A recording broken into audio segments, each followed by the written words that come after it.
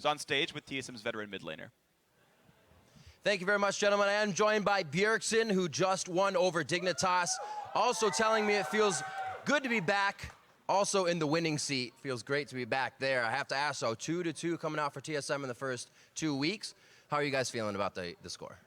Well, the first week we didn't play that well at all, which a lot of people could tell, but I'm sure a lot of people could tell that we improved a lot in this 1 week. We had the grasp on Immortals and we threw it away. That happens, but this game we ended up managing to end the game cleanly, so hopefully you'll see more of that.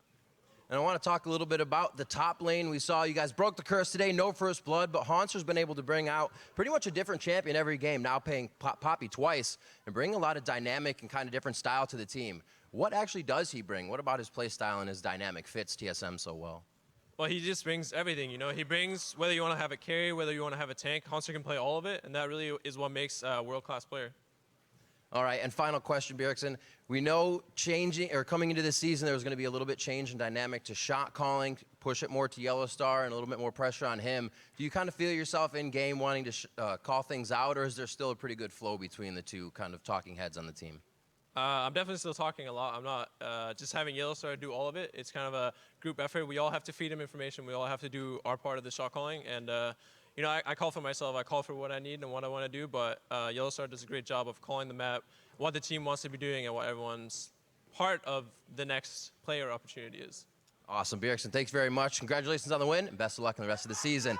Right now, we're going to throw it to the analyst desk to break down the rest of that game.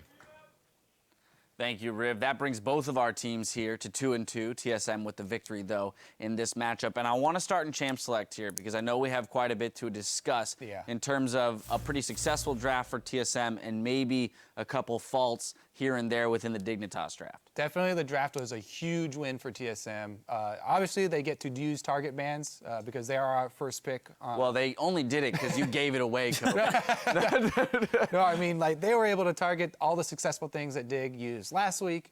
You used previously the Ahri ban and the Elise ban coming down, plus then their first pick, so they get to pick up Graves. And on the second rotation, they even get more power picks, doubling down with Poppy and Corki right now. That's just such a huge start to go into the game with that much power. Yeah, and Dignitas essentially traded Corki Poppy for Alistar Rek'Sai, which raises more questions in my head because that means when you're coming into this draft, you're seeing Graves already. You can assume it's a flex pick, but a little bit more towards the jungle.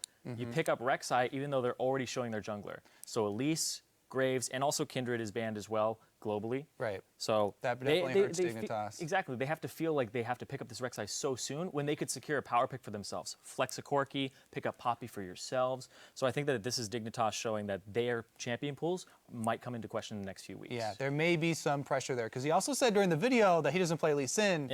Giving it away. So yeah, kind of. Right, so that could be the root of the thinking there in that, well, we don't know for certain that this Graves is going to the jungle, so as opposed to risking the Rek'Sai leaving our champion pool as well and seeing that Graves go top, we have to pick it up now. And therefore, beneficial to TSM that they get to swoop in and, as you mentioned, pick up the next two power picks, Corki and Poppy. Haunter Poppy. Oh, man. And that's the big thing here. I know Zyrene is giddy about the Haunter Poppy, so I'm going to let you run with this for a bit. Yeah, we were talking about small champion pools for Dig. Haunter, he got picked up by TSM because he grabs onto champions and learns them so quickly, and he's also very versatile. He's got an offensive playstyle and a defensive playstyle, and he can swap that mid-game. I love how he stuns Shifter here, and he can't detonate the E, and then he knocks him up so he still can't detonate it, and he's just keeping tabs on the priority members, and the way he just plays his Poppy, you see he's going offensive. Sometimes he's peeling for his team, and I think that Haunter is all around showing that this is a champion that you might have to ban away from him in the future.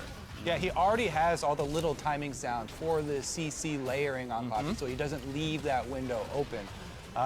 Another thing that was on display in the beginning of that clip was how Bjergsen was really proactive this game for TSM. So like he was saying there, you know, he's doing some of the shot calling himself, you know, and he's calling some of those little plays. The roam up top to get that first blood and to get TSM the early control of this game was a big part of Bjergsen having control of the mid lane in that matchup and then making those proactive plays to roam up top. Well, and you know, being proactive is easier when your team isn't at a massive disadvantage after only a few minutes into the game. This was kind of the first game so far this split where we saw TSM not at a disadvantage early on in a lane swap. It played out fairly evenly this time, and it kind of allowed Bjergsen to make some of those roaming plays. And Yellowstar seemed to be unlocked a little bit more. He wasn't successful in his roaming around the map, but at least he was making the movement. Yes. I'm watching lanes, and then it's like, oh, wait, how did Yellowstar get all the way around? Right. Like, he's taking this long route. But I think that this set the tone where they didn't mess up the lane swap for the entire game. It was a very clean game from TSM from start to finish. They executed properly, and then they were able to get these roams off. Because you heard about Jat. You heard Jat talking about it, where Bjergsen wasn't able to roam around in the last few games, and people were criticizing that. It's mostly because they messed up early, and he didn't have the map unlocked. And then TSM, since they have Graves and Corki and Syndra and Pop, like they have all this so much mid-game power, they set themselves up very easily to transition. I mean, Corki now is, even after the rework, even more of a crazy mid-game power spike, because not only does he build right into Trinity Force, but you get the package waiting, and you can even make plays on top of being the one that's spewing out all this damage. And as CC, Chad was talking it's like about. 1,000 damage. So yeah. I mean, the hardest part about playing Graves is getting the rest of your team to bring tankiness and CC. And they're like, okay, TSM's got, you know, the Poppy in the top lane, Braum in the bottom lane, and even Syndra from mid lane is setting up plays for him. So just able to dish out the damage there for mid game. Yeah, absolutely. Now, to turn a small critical eye to Dignitas before we move on, you know, of the things that we could have learned about them and their weaknesses here. I mean, we touched on the draft a little bit, but I think to a larger degree, in the bigger picture, what we've noticed is that by being forced onto maybe slightly more uncomfortable champions, they seemed a bit more at a loss as to how to play their comp in team fights and in their map movements. They seem to have lost their win conditions when they don't have the Ahri charm, you know, near the Baron pit to win the game. It's something that they also struggled with yesterday when they did have comfort picks. They took them a long time to figure out, we need to sweep vision here and make the pick happen. So I think it's just a trend for Dignitas, and also having a substitute in the top lane now is going to just throw another wrench in the plan in terms of communication and getting everybody on the same page. So hopefully they fix it up and they all get there. Well, they have another week's time to do that. Don't touch that browser. We'll be back in just a few minutes with our match of the week as Energy Esports and Immortals battle for first place. The NALCS continues after this.